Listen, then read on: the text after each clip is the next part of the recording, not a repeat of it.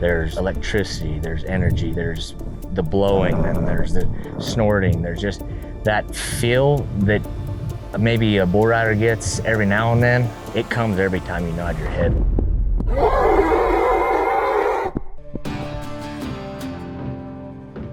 You do the basics, you're gonna come out successful on the other end. That's the bottom line, okay? This is how you become elite athletes. When they leave here, they're going to be a part of the family. This is where the heart comes from. This is when you need to know you want it or not want it.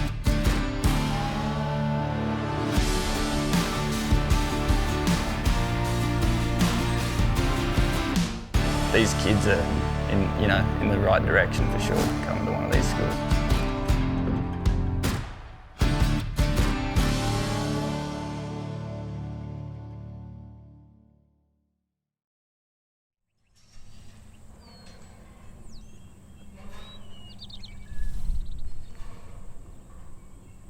You can fill one of these out for me. You can pop start at one of the tables, and then once you bring that back up, we'll finish the check-in process. Okay. Cool. Thanks, bud.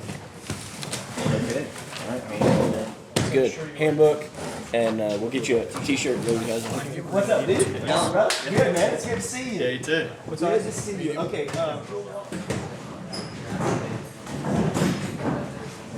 All right, guys, we're gonna get rolling.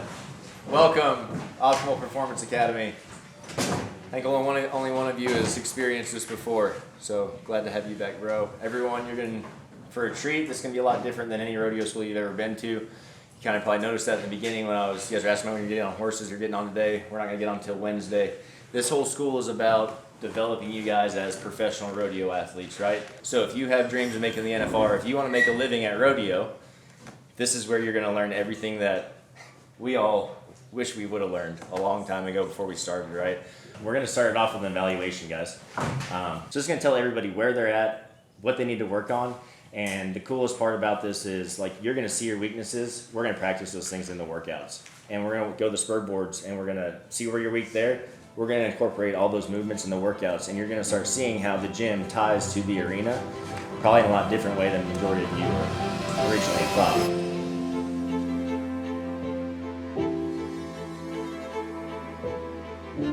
We wanted to see exactly where these guys were physically so that we could break all that down, make sure that we're setting up their workouts to properly fit them as we were going throughout this week, and just really set them up for success and almost kind of show them where they weren't quite where they needed to be from a physical standpoint. It's coming to walk on his toes no matter what. I get like tight tensions. Yeah, and your ankles? Like I'll walk on my tippy toes and not even notice it. Okay. Oh yeah. Okay. Yeah. That's okay. Yeah, dude, that's an easy fix. It's just something that we need to address because it'll translate all up to your knees and your hips because of how you're walking and how you're riding and stuff. Easy fix. Just walk over. Dylan, sir. Just right ankle mobility. I honestly both. We are tracking progress on their evaluation so we can find where they're weak. We're definitely going to see that transfer to the spur board, the fundamentals, and we know how to be able to help them best. Everybody's different. Past injuries, everybody is built a little bit differently. Everybody has different weaknesses, and we want to make sure that we help each individual student the best way we possibly can. Nope, you're just gonna go over. So you guys are gonna squat, and then you're gonna pass it overhead to the guy behind you. Pass it all the way down, and then you can pass it all the way back forward. I think we just did a great job of doing some team building exercises to kind of get the guys feeling like when they leave here, they're going to be a part of the family.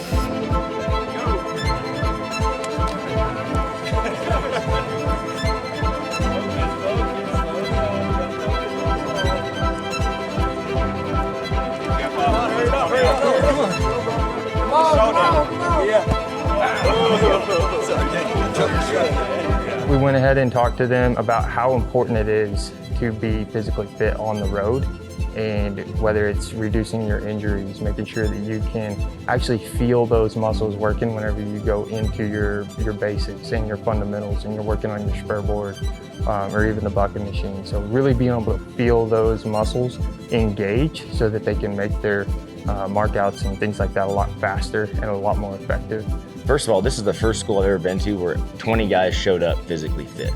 I walked in the room that first morning and was like, oh my God, there's a room full of athletes here. Like this is gonna be awesome. Right. Physical development, guys. Working out. Every one of you works out. We saw it in the evaluation. Again, it's only going to fuel your confidence showing up to the rodeo, knowing your body is able to do what you're doing and ready to win. Let's get into it. What is mental toughness? We have it described here as a quality of mind characterized by the refusal to be intimidated, determination to finish even when things are going bad, the ability to control emotions and remain highly focused under pressure. Because that's such a big part of the game, and so learning some different tactics, some different ways that they can kind of shut their mind off, visualize themselves winning and being at that next level to really take it up a notch. Mental toughness is needed and it can be trained. Not hard. Get your foot level. Keep your ankle low.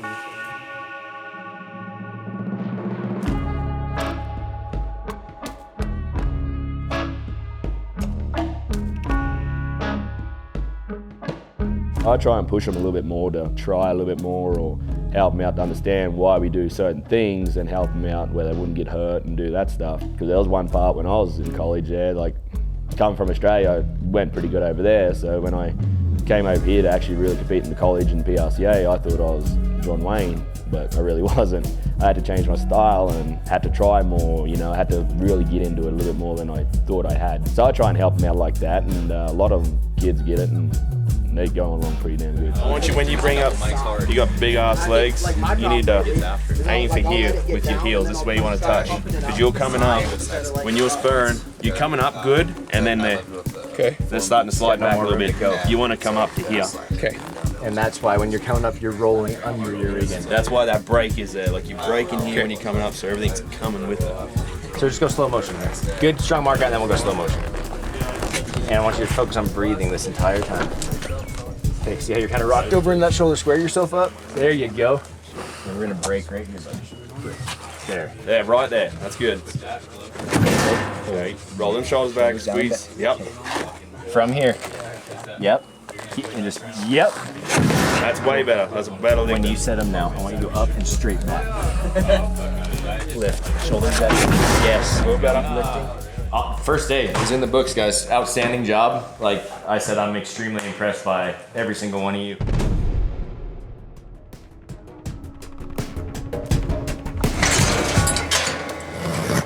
The bucking horse doesn't care that you can run 5 miles.